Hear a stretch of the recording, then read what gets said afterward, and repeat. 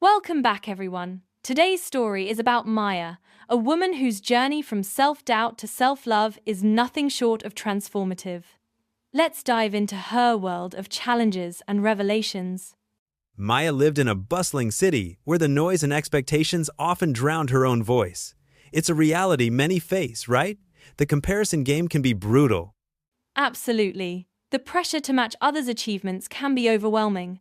Studies show that 70% of young adults feel inadequate at some point due to social media comparisons. Maya felt like she was fading, just another face in the crowd. Imagine waking up every day, looking in the mirror and not recognizing yourself. That's where she was. That's a stark image. But isn't it interesting how we often ignore our own needs? Maya was surviving, not living, and it took a toll on her well-being. Exactly. Her mornings were heavy, her smiles forced. It's like being a ghost in your own life, and yet her environment praised her for being kind and helpful. Kindness is admirable, but when does it become self-neglect? There's a fine line, and Maya was on the wrong side, losing herself while pleasing others. Right. She was the go-to person for others but had no one to go to herself. It's a common trap being everything for everyone but nothing for yourself. It reminds me of the saying, "You can't pour from an empty cup." Maya's story is a powerful reminder of this truth. But how did she begin to change? It started with a small yet profound realization. One day she whispered to herself, "I deserve to love myself." It was the spark that ignited her transformation. Now let's explore how Maya's tendency to please others affected her life. It's a common struggle, isn't it? The fear of disappointing people can be paralyzing. Indeed, Maya was the quintessential yes person, saying yes to everything and everyone, even at the expense of her well-being. Her days were filled with obligations. And yet, despite her sacrifices, she felt invisible. This echoes a 2019 survey where 60% of employees felt undervalued despite their efforts. Exactly. She was praised for her helpfulness, but nobody saw the exhaustion beneath. She was a background character in her own narrative. That's a powerful metaphor. Living for others can lead to a hollow existence, but there's a counter-argument.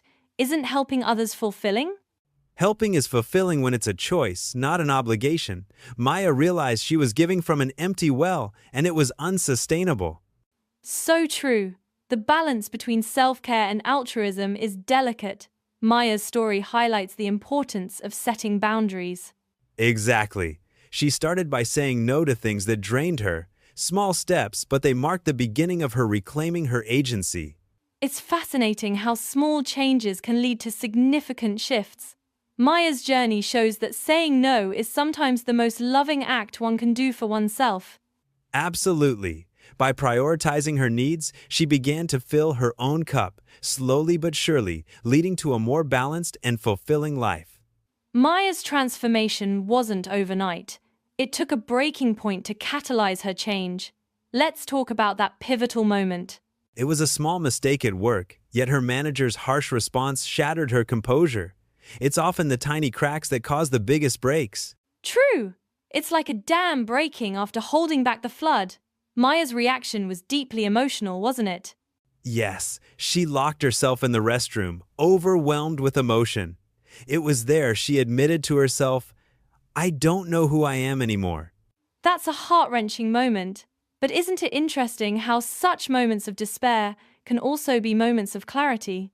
Exactly. Amidst the tears, Maya realized she had abandoned her own heart. It was a painful awakening, but a necessary one. It reminds me of the saying, "Sometimes you have to break down before you can break through." Maya's breakdown was her breakthrough. Indeed, it was the turning point that made her embrace self-love. She understood the importance of treating herself with kindness. This story illustrates how adversity often leads to self-discovery. Maya's journey from despair to self-love is truly inspiring. Absolutely. Her breaking point was the start of a new chapter, one where she began to prioritize herself and her happiness. After her breaking point, Maya made a quiet yet powerful decision to love herself. How did this change manifest in her daily life? It started with small acts of kindness towards herself. She wrote kind words in a journal, something she had never done before. That sounds simple, yet profound. Writing positive affirmations is a practice many therapists recommend for boosting self-esteem. Yes, and although it felt strange at first, Maya persisted. She began saying no to draining activities, a significant change for her. It's amazing how saying no can be such a powerful act of self-care. What else did she do to reinforce her decision? Maya also unfollowed social media accounts that made her feel inadequate. This was crucial in shifting her mindset away from comparison. That's a wise move. Our digital environment greatly impacts our self-perception. By curating her feed, Maya nurtured a healthier mental space. Exactly. She also stopped apologizing for existing and gave herself permission to rest, which was transformative in rebuilding her self-worth. These small steps created a ripple effect, didn't they? Maya's story shows that even minor changes can lead to significant life shifts. Absolutely. Her quiet decision to love herself became the foundation for lasting change, allowing her to breathe and live more fully. Healing is rarely linear, and Maya's journey was no exception.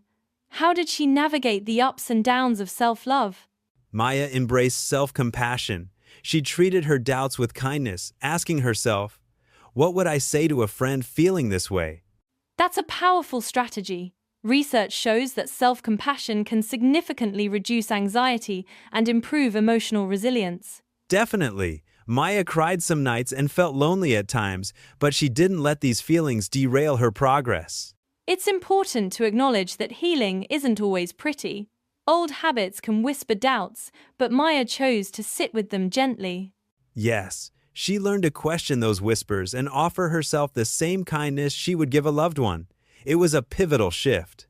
This approach resonates deeply. It's about accepting imperfections and continuing forward with grace and patience. Exactly. Maya's story is a testament to the power of gentle persistence. She kept moving forward, even when the path was challenging. Her journey shows us that healing is about progress, not perfection. It's about finding strength in vulnerability.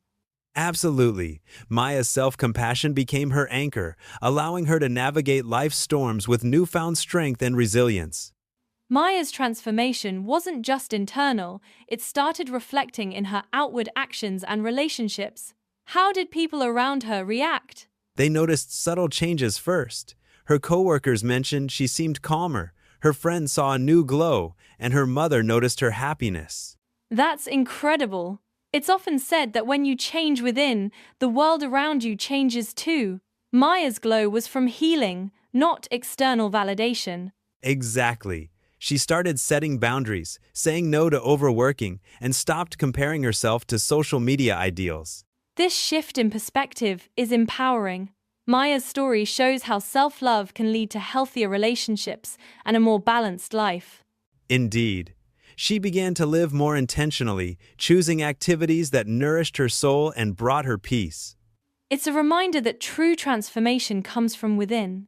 Maya's journey illustrates how small, consistent changes can lead to a life of fulfillment.